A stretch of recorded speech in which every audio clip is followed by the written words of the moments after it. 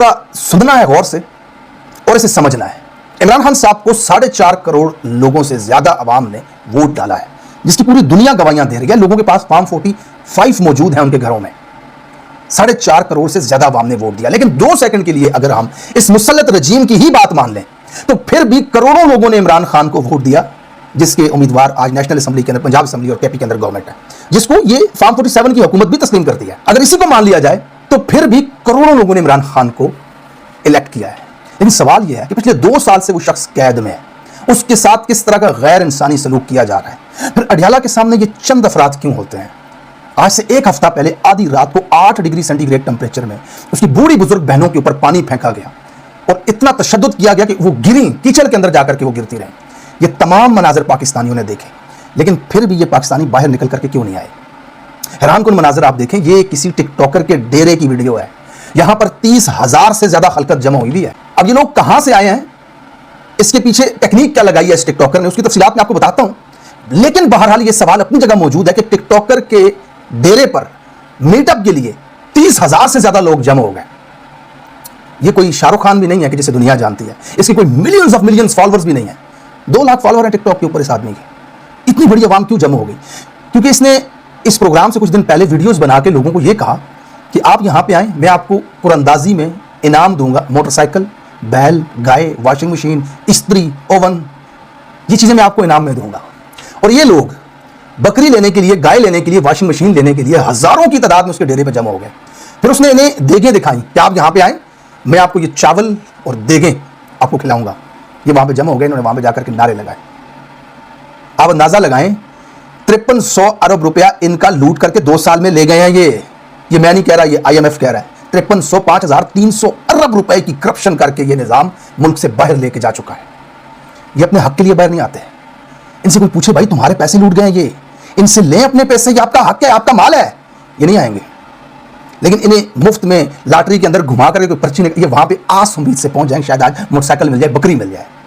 अब अडियाला में आप ले जाओ ना, महक मलक का ऐलान करो, कल मुजरा होगा, आप देखना दुनिया कितनी आएगी, टूट पड़ेंगे। सीधी बात है, सख्त बोल रहा हूं लेकिन हकीकत यही है। सलमान अकरम राजा को दो ना 50 लाख रुपया, 1 करोड़ रुपया, वो कहे मैं दथियां बना करके नाम निकालूंगा और लाख लाख रुपया दूंगा। खुदा की कसम आप खलकत नहीं संभाल पाओगे, इतनी दुनिया होगी वहां पे। सीधी बात है, ये सच है, ये हकायक है। ये इब्रारुल हक के गाने के ऊपर इनका थिरकना देखो, नाच रहे हैं। और दुनिया पता है इन्हें क्या समझती है। 22 मिलियन से ज्यादा नौजवान स्कूलों से बाहर हैं। ये नाइजीरिया के बाद दुनिया में दूसरे नंबर का ये फिगर है, नाइजीरिया के बाद पाकिस्तान। मतलब इनका 100 में से 40 जवान स्कूल ही नहीं किया, उसको नाम पढ़ना भी नहीं आता। यहां जब खड़े हैं ना, 100 में से गिनो, 100 में से 40 ऐसे हैं जिनको अपना नाम लिखना नहीं आता। थिरक रहे हैं, नाच रहे हैं। ये दुनिया के 150 मुल्क इन्हें वीजा देने से इनकार कर रहे हैं। आप अंदाजा लगाएं।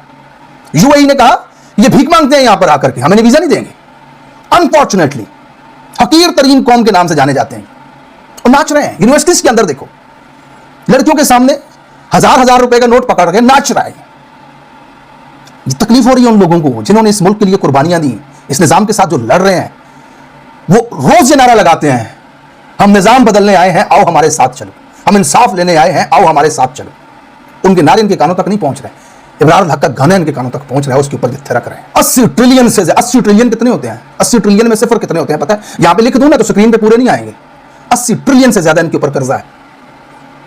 और इनका हाल देखें आप, मार मार के इनका कचूमर निकाल दिया पिछले 76 सालों से जर्नैलों ने। जो ताकतवर इनके सामने आता है इनको चपेड़े मारता है। इनकी हैसियत औकात कोई नहीं है। ये मोटरसाइकिल पे सीडी 70 का सिलेंसर निकालकर चर्च का सिगरेट पी के घूम रहे हो, तो कुत्ते वाली जिंदगी जी रहे हैं।